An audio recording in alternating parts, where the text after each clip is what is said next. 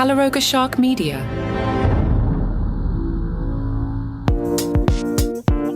Hello, I'm Johnny Mac with 5 good news stories. It was a few years back when Kathy passed a giving tree in Denville and decided to help, supported by friends and family. She has spread the Christmas spirit to hundreds of kids in need since.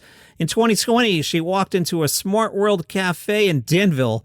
I don't live too far from there. I know exactly where this is. She spotted an angel tree, which is a Christmas tree with tags requesting gifts for a child, and she took one. A week later, she came back and saw no other tags had been claimed. She took 2 more and turned to Facebook. She shared an image of the tree alongside the gifts her family had prepared. Then she appealed to her friends and said, "There are so many kids in need." She offered to do shopping and wrapping. She just needed donation. The first year, the effort got presents for more than 100 kids. Every year, they go back to the angel trees in the area. Now in its 4th year, the effort has raised more than $16,000 to buy gifts for some 450 kids and counting. That's awesome. Kathy said, "We didn't have much growing up, but I didn't know it because my parents were always giving. If anybody needed a meal, they were at our dining room table." She said she learned this from her parents. They always kind of said, if you have a little bit, but somebody is less than you have to give what you can. That kind of stuck with me. Good news, the police department has rescued a 17-year-old Shih Tzu from an HVAC air vent in Virginia. Maya, the 17-year-old Shih Tzu, had gotten stuck in the vent.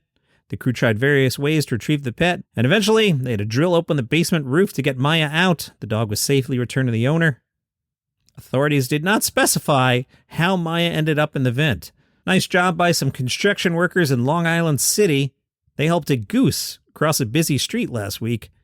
I'm from Queens, which is where Long Island City is. I don't think I ever saw a goose, maybe on a golf course, but in Long Island City, that seems weird anyway. The construction workers are seen in a video directing traffic and patiently ushering the goose across Center Boulevard and back towards the East River. Nicholas filmed the video and said it was hilarious seeing the directed duck and the duck following the instructions. A fossil thought for years to be a plant. It wasn't a plant at all. Turns out it was a baby turtle. Researchers have nicknamed it Turtwig after a Pokemon character. We'll get to that in a second. From the 50s through the 70s, a priest named Padre Gustavo Huertas collected rocks and fossils in a town in Colombia.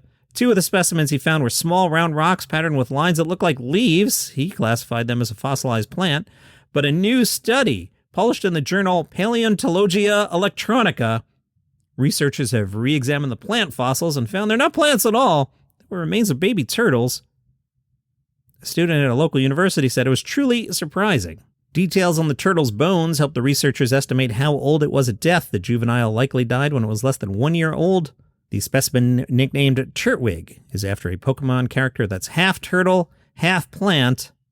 The scientists tell us in the Pokemon universe, you encounter the concept of combining 2 or more elements such as animals, machines, and plants. In this case, Turtwig, the baby turtle with a leaf attached to its head.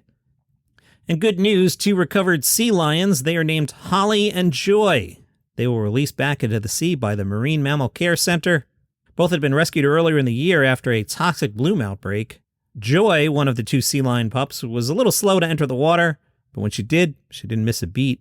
If you'd like to help out in the feeding and medical care, you can make a donation through marinemammalcare.org/donate. And those are your 5 good news stories for today. If you enjoy the program, tell somebody about it. And since Monday's Christmas, I'll put out an episode on Tuesday. Merry Christmas, everybody.